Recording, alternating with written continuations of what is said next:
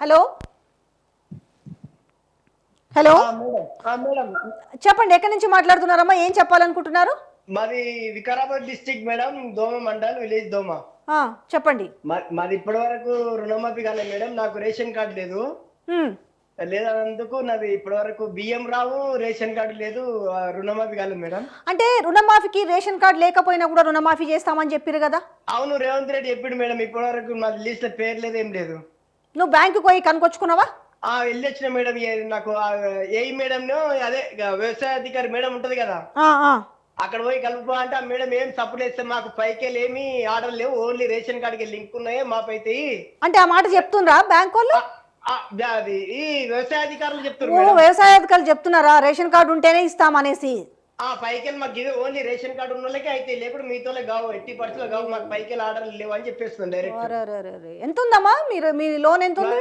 నాది 1,23,000 అప్పు తెచ్చిన మేడం. మిత్తితోటి 1,50,000 కావచ్చు. 1,50,000 అంటే మీకు ఎప్పుడు సెకండ్ దాంట్లోనే కావాలి, మీకు ఇప్పుడు మూడో దాంట్లో కూడా కాదు. సెకండ్ విడతల 1,50,000 లోపు రుణమాఫీ అన్నారు కదా, అసలు దాంట్లోనే కావాలి కదా మీకు?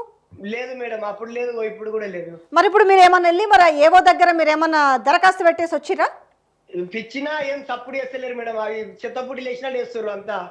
అయ్యో అదేందయ్యా, మీరు ఇప్పుడే నీకు వీడియో చూపించినా కదా, ఆయన 8 చోట్ల దేవుళ్ళ కాడ ప్రమాణాలు చేసిరు, నేను అందరికీ చేస్తానని. అదే మేడం, ఇప్పుడు రేవంత్ రెడ్డి కూడా మాకు నియోజకవర్గం కొడంగల్ దగ్గరనే.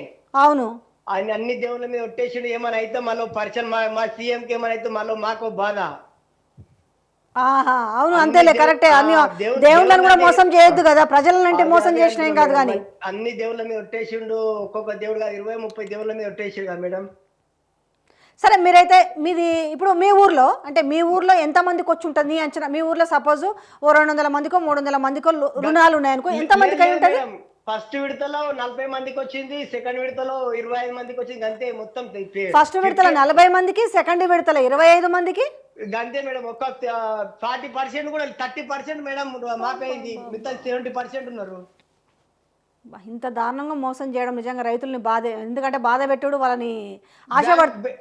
బ్యాంకు దగ్గరికి వెళ్తే బ్యాంకు మేనేజర్ ఏమంటాడు, ఇక్కడ కాదు మా ఉద్యోగం లేదు, లిస్ట్ మా ఉద్దరికి ఏం రాలేదు, అక్కడ ఏ మేడం ఉంటారు కదా, వ్యవసాయ అధికారులు ఉంటారు కదా, అక్కడ వెళ్ళిపోయి కలెక్టర్ ఆఫీస్కి వెళ్ళిపోండి అని చెప్తున్నారు. అయితే ఒక్క మాట అడుగుతాను, మరి నేను అందరికీ రుణమాఫీ చేసిన అని చెప్పి కూడా మళ్ళీ ఆయన మంచిగా పేపర్ల ముందల టీవీల ముందల మాట్లాడుతుండు కదా, ఏమనిపిస్తుంది మీకు?